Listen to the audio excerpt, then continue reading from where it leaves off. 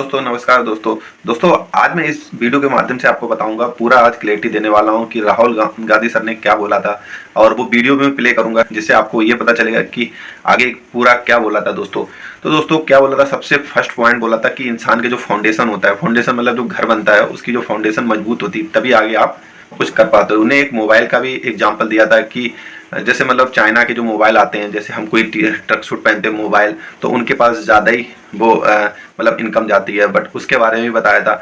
और राहुल गांधी सर ने बताया था कि आप ये चीज़ देखिए कि जो परमानेंट है, जैसे मतलब परमानेंट जो है और जो अग्निवीर है, परमानेंट अग्निवीर में क्या फ़र्क है। जैसे कोई शहीद होता है तो शहीद होता है तो उसको शहीद का दर्जा मिलेगा, और जो अग्निवीर है उसको दर्जा नहीं मिलेगा। उस पर बात किया था।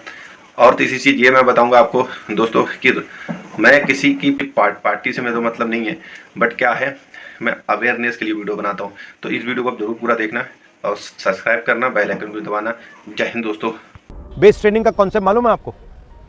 इमारत बनाते हो, बिल्डिंग डालते हो, तो सबसे पहला काम क्या होता है? पहले नीचे का स्ट्रक्चर नीचे का बनता है। जी सर। तो रनिंग में बेस ट्रेनिंग का कॉन्सेप्ट होता है। अगर आप चाहते हो, मैं आपको किताब दे दूंगा एक, जो पूरा आपको समझा देगा कैसे करना है, पल्स रेट को कैसे यूज करना है, बेस ट्रेनिंग कैसे करनी है, ये पूरा समझा देगा। आपका टाइम चाहिए सर? पहले वाला जो आर्मी वाला जो था सर, वो नियम तो ठीक ठाक था सर।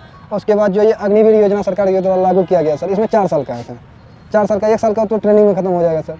3 साल हम लोग ड्यूटी करेंगे सर, क्योंकि हम लोग पूरा गरीब फैमिली से हैं सर। माँ बाप 200 टका 250 टका मजदूरी करते हैं सर, उसके बाद हम लोग को पढ़ाते हैं।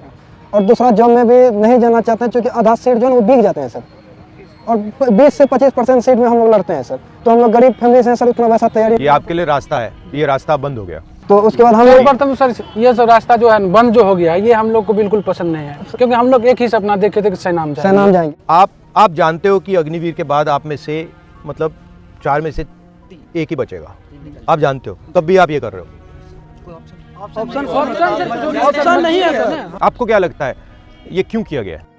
अच्छा, अगर हमारा युद्ध होगा तो किसके साथ होगा? चीन या पाकिस्तान? तो बिल्कुल नहीं। अब अगर हिंदुस्तान की लड़ाई होगी तो चीन या पाकिस्तान के साथ नहीं होगी, चीन और पाकिस्तान के साथ होगी, मतलब दोनों मिलकर लड़ेंगे। ठीक है।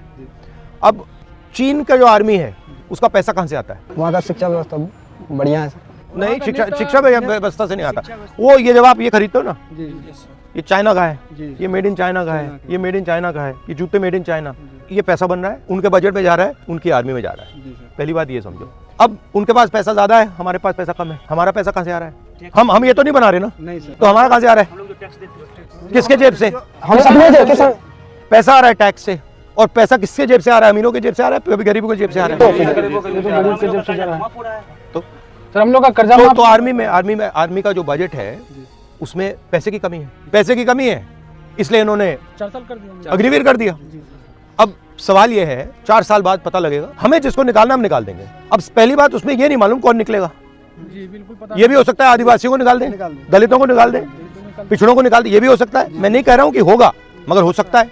ठीक है। दूसरी बात ये कह रहे हैं कि भैया अगर इसको गोली लगी और ये आर्मी वाला मतलब लॉन्ग टर्म वाला है, तो इसको हम शहीद का दर्जा देंगे, मगर इसको गोली लग गई, शहीद का दर्जा नहीं मिलेगा। एक बात आपको समझनी है कि जो सिस्टम मोदी जी चला रहे हैं, वो सिस्टम, उससे पैसा नहीं बन रहा है। मगर सवाल यह है कि हिंदुस्तान के युवा जो हैं, अग्निवीर में उनके साथ अन्याय हो रहा है या नहीं। मुझे लगता है कि हिंदुस्तान के गरीब युवाओं के खिलाफ अग्निवीर में अन्याय हो रहा है। जो भी हम करेंगे, आपके साथ अन्याय हो रहा है, उसको हम नहीं होने देंगे। तब मेरा एक सवाल है, बोलो। कि ये अग्निवीर में जो है पहले पेंशन मिलता था, क्या कहते हैं, सेना में भर्ती होते थे, तो हम लोग यदि शहीद हो जाते थे तो उसको पेंशन का जो व्यवस्था था, ये पेंशन मिलता था, लेकिन अभी बंद कर दिया गया। लेकिन ये सर, अच्छा एक बात बताओ, सुबह मैं बताता हूँ। ऑर्डिनेंस फैक्ट्री सरकारी थी, ऑर्डिनेंस फैक्ट्री में आप जैसे लोग जाते थे, दलित, आदिवासी, ओबीसी, उसमें रिजर्वेशन है, उसमें आपकी नौकरी लग जाती थी। ठीक है। सेना में आपकी नौकरी लग जाती थी। अब क्या हुआ? ऑर्डिनेंस फैक्ट्री को परे कर दिया।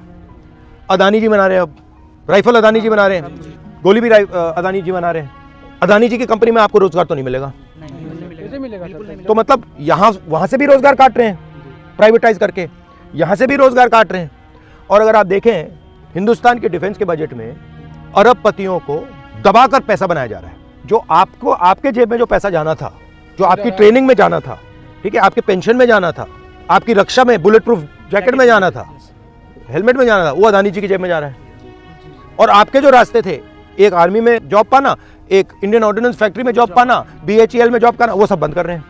सर अभी वर्तमान में हम जैसे लाखों हजारों युवा सर 1000 रुपया दे के सर अग्निवीर में सर सिलेक्शन लेते हैं, किसी कारण बस ज्वाइन नहीं हो पाता है सर।